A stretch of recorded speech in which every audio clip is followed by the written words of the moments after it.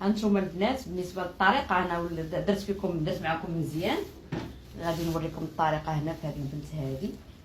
كنشدوا الشعر، ها هو باقي ناشف، كنبداو نبلاكيو بحال هكايا بوماده. هانتوما بالنسبه للجدر راه ما كنوصلهاش ليه. هانتوما شوفوا شحال الفرق بين هنا وهنا. هانتوما راه ما كنوصلهاش في الاول، يعني واخا نخليها حتى ساعه في الشهر ما كنخافش، حيتاش ما كنوصلهاش للجدر البنات. كنبقى بحال هكا، هانتوما بحال هكا كنمشط وكنمشطها بحال هكا باش تدخل معاها مزيان. ضروري بشكل ما مشطوش البنات، راه كاينين شي زغبات كيكونوا لداخل ما كيوصلهمش البرودوي.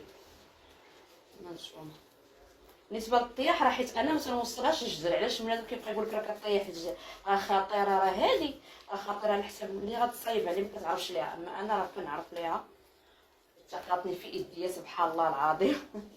هانتوما بحال هكا غنبقاو بحال هكا الشعر كامل غنبقاو بحال هكا، من بعد غنجمعوه وغنخلوه واحد الساعه الا ربع ولا نص ساعه، ومن بعد ملي غنساليو غنوريكم ثاني الطريقه باش غنخدمها، وغادي تتبعوا الطريقه ان شاء الله. يلا